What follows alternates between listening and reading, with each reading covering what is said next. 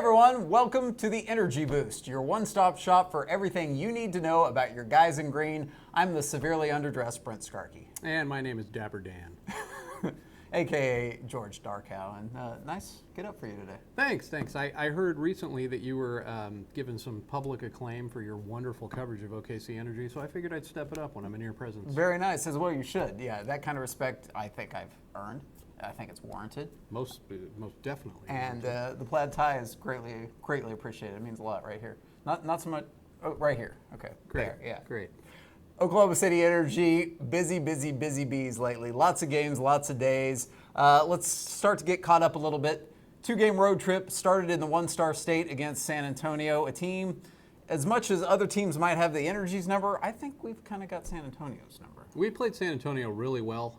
This last game, of course, a 0-0 tie, but we always seem to play the FC from San Antonio really well. Yep, it does. And that game itself, a bit of a back and forth affair, and that was a game for a 0-0 tie that was exciting as a scoreless game can get. There were lots of opportunities, and of course the fireworks at the end. Yeah. Temperatures got pretty hot in San Antonio. Tempers got even hotter. Thank you. Yes, I'm glad you went there. And it got a little ugly, but yeah, it was definitely not a boring nothing draw. That draw was important for keeping Oklahoma City's clean sheet streak alive, but it was also important in that that game did result in a 1-game suspension for Michael Thomas, the team captain, after the fisticuffs there, but not as bad as the goalie for San Antonio FC, Josh Ford, gets a 4-game suspension. 4 games. That's just an incredible suspension. I'm sure that he regrets what he did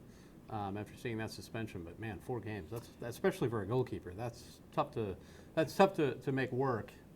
And if you're San Antonio FC. No doubt, especially one of their stars, who is not just their goalkeeper, is one of the true stars on their team. Captain as well. Yes, exactly. So the 2 captains get tossed in that game. And afterwards, talking with the players and coaches, it almost seemed as if that scuffle, that brouhaha, as it were, proved to be maybe a rallying point Donnybrook. for the team. Donnybrook, I like that as well. Maybe a rallying point, maybe a point of motivation for the team. Definitely. Michael Thomas got on Twitter afterwards and talked about it, said he wasn't proud of his actions, but he said that he'll always stand up for his team, and I think his teammates took it to heart.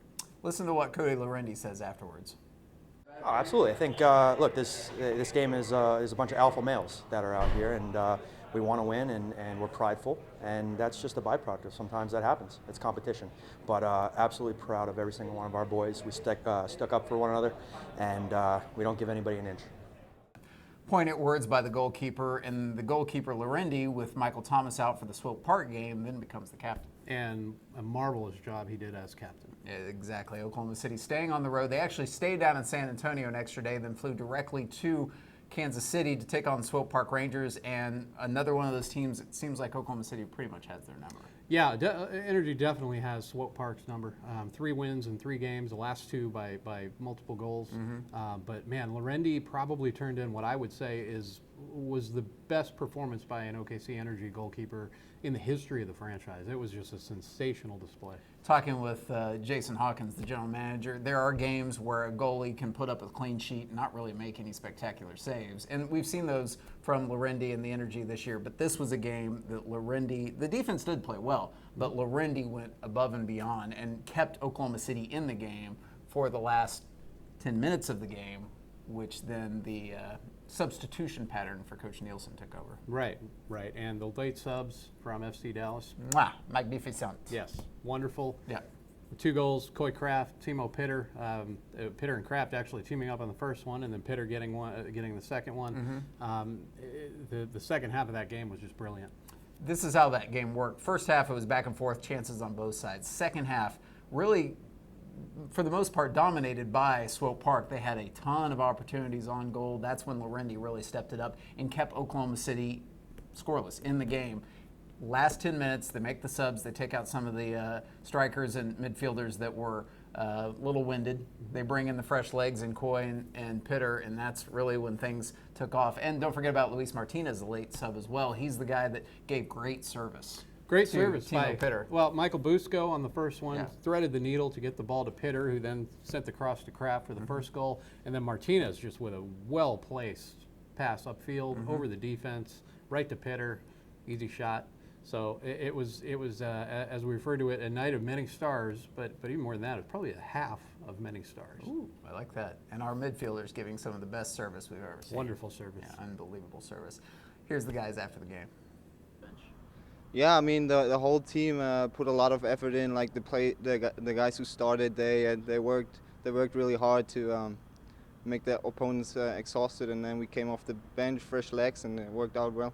It was awesome. We came into the game a little bit late, but it started to open up. They were going for the game, and Timo made a great pass, and it somehow squeaked through the back post, and I was making the run, so it was an easy tap in. So I was happy that he got the assist there, and then it was awesome for Timo. I think that's his first pro goal, so that's awesome to see him score. So Oklahoma City gets the victory 2-0. That makes them 6-2-7 on the year. 7 ties. Actually not tops in the USL. LA Galaxy. With Ocho. Yes. Not ESPN the Ocho, just Ocho. Yeah. Yeah. Ocho. Los Dos, Ocho, that's Yeah. how that works. So Oklahoma City continues to climb the Western Conference table. They are a couple, with the right games played, they could be very realistically 1, 2, or 3 in the league. So things are looking good at this point in the season for Oklahoma City. We have to take a quick time out though. Oh man. I know. Can I keep my tie on? You can keep the tie on. You can fix your hair too. God. When we return, we'll take you through a big announcement for the Oklahoma City Energy. We'll take you through the next upcoming game against a team that Oklahoma City has had their issues with in the past. And we'll talk to one of the most surprisingly important members of the Energy a little bit later on in the show. That's George. And that's Brent. We'll be right back. Your Oklahoma City Energy returns home Saturday, July 16th to take on Orange County Blues. Tickets available by calling 235-KICK or go to energyfc.com. Mow well fast and save big right now at P&K Equipment.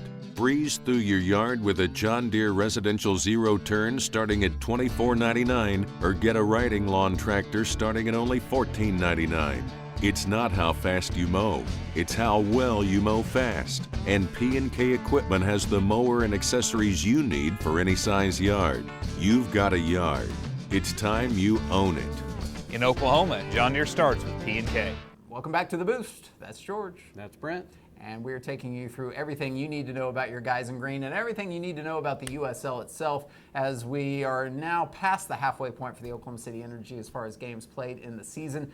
It's important to keep up with the playoff race. It's important to keep up with the other teams in the USL and how they're doing. And some of the great goals of the week feature a team that Oklahoma City has only played once this year. They will only play once this year. It's Real Salt Lake. Ricardo Velasco with the long distance goes upper, just barely misses the crossbar, in for the goal. Huge goal. Salt Lake playing a little bit better as late. Next game up, Harrisburg. This is what you and I have talked about actually a couple times. We talk about a lot. We love to talk about set Was pieces. it Rain Man night out there? It wasn't Rain Man night, but we did make a Rain Man reference with the manure smell in the parking lot earlier. Of course we did. Of course. But here's the deal. We talk on the set pieces, specifically the corner kicks. Why not try to kick the ball into the goal? Yeah, why not? Well, Jose Barril got the memo. Really? Yes. He did it. He did it. Watch Let's this. see it. Woo! Banana ball. Oh my goodness. Banana ball. Get on the ball. Well, that's the deal too. banana You know, ball. now that the players crowd the goal area and you can get in the goalie's way. Yeah. So, Freedom. Yeah. So it worked pretty well for Harrisburg. They're doing well in the East. Here's a game of great importance in the West, though. Sacramento at Orange County. Orange County next up for Oklahoma City. Sacramento a little bit later on. Mike DeFonte with the gargantuan goal off the back post. See, that's the way those goals are supposed to happen. One that bounced off that post for Koenig in that Rio Grande Valley game. The opposite here, but nice little putback by Sacramento's striker there. Your post should be your friend. Yeah, the post should be your friend. It was a friend of Lorendi's in the last game. Yeah, but then we look at that offensively, and I guess offensively the post just hates you. Yeah, it's very mercurial, maybe bipolar. Good word. Pole. Ah, See what I did right there? Yeah. this guy. Didier Crininen from Orange County on the free kick. Another banana ball up top. Scores the goal. This one ended in a 3-3 tie, and that was big for Orange County because Sacramento is one of the top teams in the league this year, period. Just a bananas kind of week. It really was. A lot of bananas. Chiquita would be very proud of the goals of the week this way. Maybe they sponsored them. Maybe they could sponsor them. Maybe she could. Is it too late to get sponsorship on this week's goals? Chiquita, give us a call at the number you see below, and we'll figure something out. Stop playing with the fruit on top of your head and give us a call.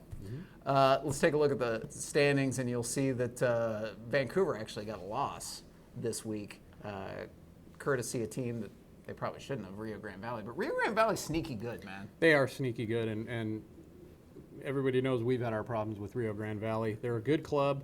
They're a very streaky club, though. Yeah, very streaky. Colorado Springs looks like they're riding the ship a little bit after a mid-season swoon. And on the eastern side of things, you'll see that Louisville's still the top spot with 39 points, but 4 back is New York City, and then 1 back of them is Cincinnati FC. They played a weird game with Charlotte this week. Charlotte's trying out a new stadium downtown. Good times. Good times. Very good times. Yeah. All right. That'll do it for your USL wrap-up. Got you up to speed with that. We'll take a quick timeout. When we return, we break down the next opponent. You saw it, Orange County taking on Sacramento. We'll break down the guys from the OC a little bit later. Say breakdown again. Breakdown. Break it down.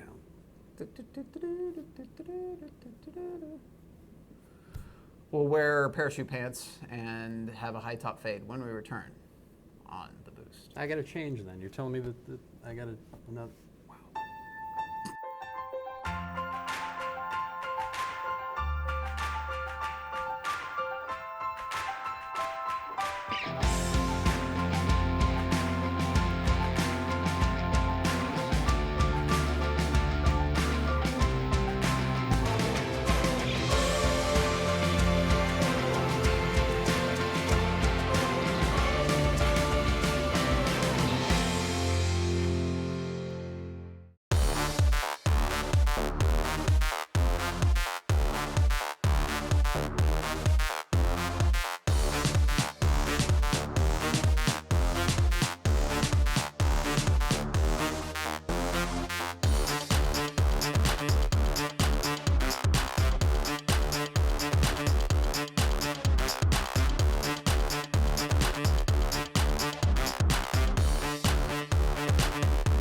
Welcome back to The Boost, everyone, your one-stop shop for everything you need to know about your guys in green, and you need to know about the next game for Oklahoma City. That would be at Taft, back after 2 games on the road to take on the OC Blues.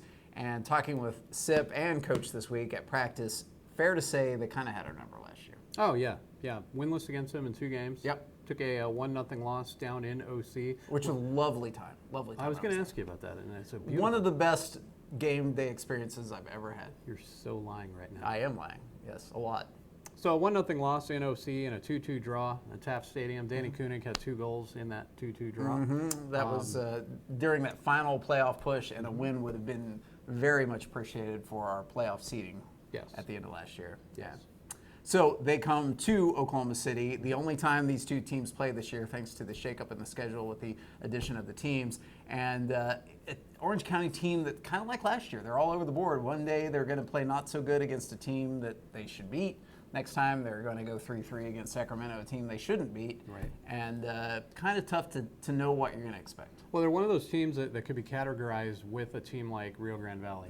You either are going to get just an amazing performance out of them, or you're going to get a not so amazing performance out of them. They're very streaky. They're going to play really well. They're going to play poorly.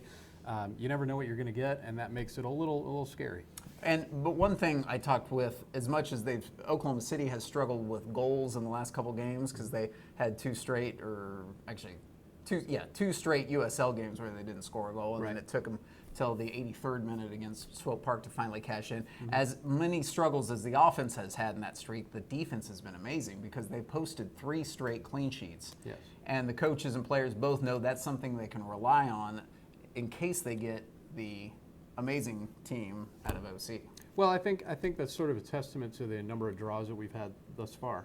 It's a huge testament to the defense that they are limiting the scoring chances for the opponents.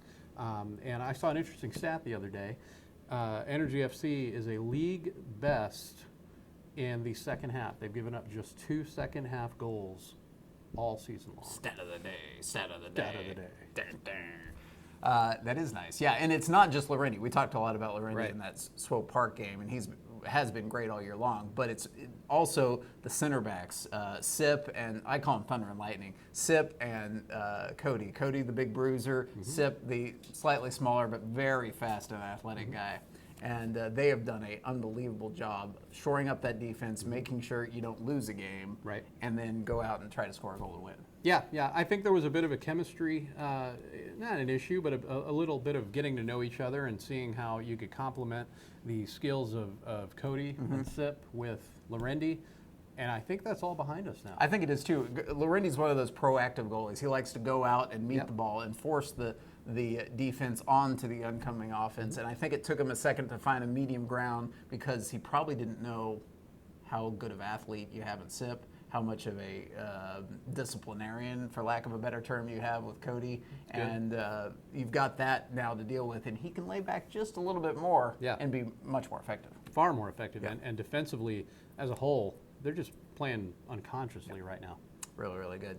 Talked with Coach and Sip about that during practice. Yeah, they did. But, this is a new year, so, we have a little bit of a different team, and I'm sure they have a little bit of a different team as well. So, it'll be interesting to see how the game goes, but we're looking forward to it. Well-organized team. They know what they're doing. They know what they want.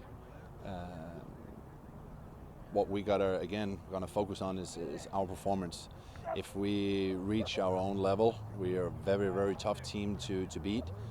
And obviously that's our goal and the mentality going into each game, that we want to keep improving and get our offense and defense go hand in hand. And we're always striving for the perfect performance, but we also know that that's not always realistic. But we want to be able to manage the game. I think we did a tremendous job in Kansas City. We battled through with Kansas City for 70 minutes, and then the game opened up, and we finished the job. So they're going to be playing Orange County, 7:30, Taft Stadium, 235 kick for tickets, also energyfc.com for ticket information as well. $2 beer night, I think. Is it? Oh, yeah. $2 beer night, and we're going to have, what's going to be here, right? Come on, really? Gotta catch 'em all. What? Pokemon. Oh, see, yeah.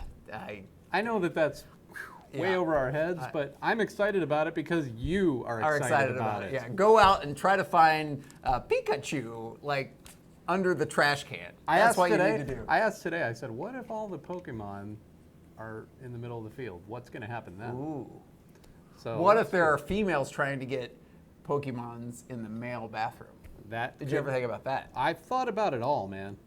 This could get weird. I'm just saying. Could get weird. A lot of ins, a lot of outs, a lot of what have yous. Man, a lot of strands in Duder's head right now. Got people that they might have to get out, ask for timeouts to go score a Velociraptor or whatever. Wrong movie, but I like the... Do they have Velociraptors? I don't know. They have Pikachu. That's the only one I know, Pikachu. My children love it, though, so thank you, Nintendo, for bringing such joy to my kids' lives. I say look at those sound bites again because you might not have recognized the backdrop from those practice sound bites. That is the now background and the pitch of their new practice facility. Oh, yes. Oklahoma City with a brand new grass pitch to call theirs, well, sharing with the city of Oklahoma City, but that will be their official practice site moving forward. Northeast Oklahoma City teaming up with the OCCHD, Blue Cross Blue Shield, to open a practice facility that they will use but also be available for the community. It's really great for the city. It's great for the club. They have a home now. They have somewhere that they can go that they don't necessarily have to worry about other events going on like at Taft Stadium. Though Taft is a wonderful place and a wonderful environment for the games, on practice days, it's going to make everything a little bit easier for everyone. It's a great facility.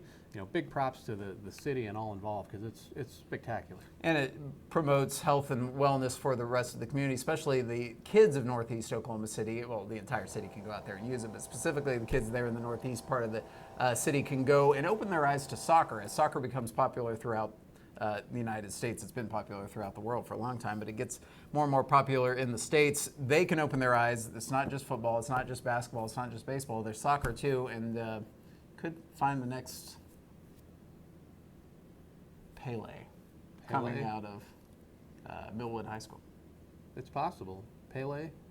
I don't think there are any Brazilians currently going to Millwood High School. No, I don't either. But who knows? It is great, though. It is great. As Landon Donovan. Yeah, as the county commissioner. Clint Dempsey. Okay. As the county commissioner said in a speech earlier today, they Northeast Oklahoma City typically is, football and basketball, and now it has another element, which is always a great thing. So it's good for a lot of people, and if we find the next Pele or Clint Dempsey. Who's the big redhead guy that played in the World Cup in '94? Brian Scalabrine. No, that's not his name. Alexi Lawless is his name. Oh. I just thought of that. Don't you like it when you ask a question and you already know the answer? I didn't know the answer. I just thought of it. Sure. I love it. That's George. That's Brent. This is the Boost. When we return, one of the most surprisingly important members of the Energy this year. There can be only one Hyland. Dun, dun, dun. Coming up on the Boost. Your Oklahoma City Energy returns home Saturday, July 16th to take on Orange County Blues. Tickets available by calling 235-KICK or go to energyfc.com. Hey everyone, it's time to cross Go to Bank off your errand list for good.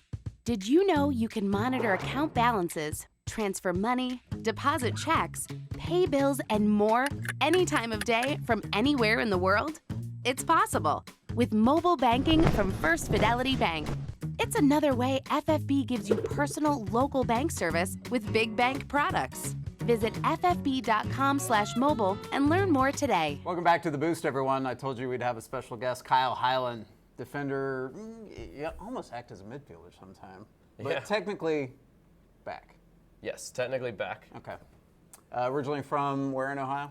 Cleveland, Ohio. I'm technically from a suburb outside of Cleveland called Bay Village. Gotcha. Had a college roommate from Warren. Anywhere close? Warren was like a half hour away. Okay. Yeah. Cool. But thanks for coming on the show, man. Thank you. No, thanks for having me. New to the team this year, but already gotten some quality playing time, some quality goals, and we'll talk about that. But how's Oklahoma City treating you so far? I love it so far. We moved here in February, obviously for preseason and stuff, and we're really enjoying it. And I mean, there's been a lot to do and stuff like that. So kind of similar to where we were last year in Indy. We thought it was a similar city, similar vibe, but we've had a lot of fun so far. You say we because newly married? Engaged. Engaged. Okay, yep. So you're not even married. So. Very cool, and she's with you down here in Oklahoma City and all as well. Yep. So very, definitely. very cool. Let's talk about you with the team.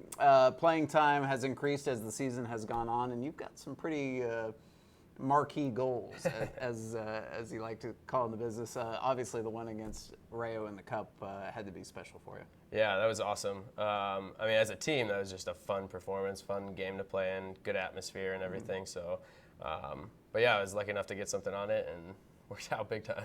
Is it a case where you've played in other positions or at other places where you have had a consistent rep of scoring goals, or is this something new? Or my college year, my senior year, I ended up scoring 8 goals at the beginning of the season there when I was playing left mid. Okay.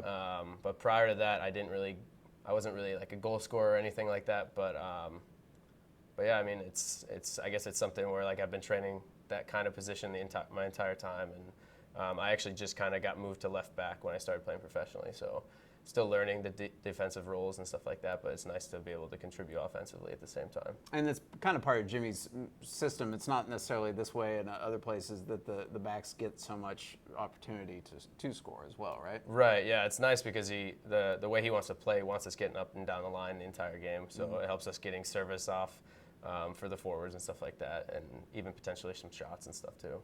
Spent some time with Woj last year in Indianapolis, you guys together in Oklahoma City, and you guys have teamed up for goals.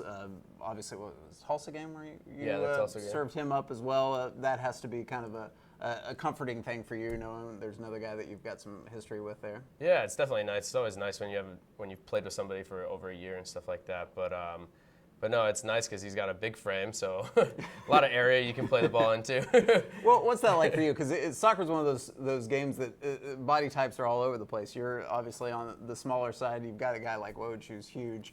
Talk to me about what it is to play at your size with some of these big guys out there too. It kind of works both ways. So obviously, sometimes the bigger guys have a little bit of an edge on like aerial balls or shielding a ball or something like that. But at the same time, I also have like an advantage on taller guys. Teammates of mine that have like actually talked to me about that is I can usually get lower on them like defensively, and they can't get the leverage they usually get on a bigger guy. So I can kind of get in little areas that they can't too. So it kind of balances out a little bit, but we're stronger at different things. So is it kind of like a running back in football too? You kind of get lost in the fray, especially in the areas around the box, maybe on a set piece or something like that. Yeah, as well? yeah, definitely. Sometimes you can kind of be left alone almost sometimes because they don't really worry about the smaller guys and stuff like that, and you can kind of just pick out where to float into and stuff. You mentioned college earlier. IUPUI. Yeah, I went to IUPUI. It's Indiana University, Purdue University at Indianapolis. Okay, so it's actually a combination of both IU and Purdue. Two Big Ten schools with one school that they combo on. Yes. Nice. Yes. So there is no IUPUI degree. It's only an IU degree and a Purdue degree. So is yours IU? Mine's an IU. Nice. IU. Sorry, who's your fan? I am not a Hoosier fan. I'm a Buckeye fan, actually. Oh, very nice. Hey, Buckeyes coming to Norman to play Norman. Very nice. You yeah, excited? I'm very excited. Oh, very nice. We don't play that day either, do we? No, we play Sunday. So we can tailgate. Very, very cool. Well, and what does Kyle do in his free time? Obviously engaged, got the duties there. But yep. Are you a golfer? What do you do? Not a whole lot. I try to work out as much as I can on and off the field and stuff like that, but kind of just relax and meet up with friends. Video game guy? Not a video game guy, no. I do have a dog, so I spend a lot of time with a dog. What kind of Take dog? her to the park. I have a mini golden doodle. Okay. Those are very popular right now. Yeah, I like those. yeah, they're great. She's a year old, so we take her to the park quite a bit. And Name? everything. Paisley. Paisley. Yeah. Paisley ties were very big back in my high school days, but that's very cool. Yeah. Well, very good. Kyle, we appreciate you coming Thank in, you. spending some Appreciate time with us. Kyle Hyland, defender for the Oklahoma City Energy. Thank you for tuning in this week. For George, for Kyle, I'm Brent. Have a good week. We'll see you next time, everyone.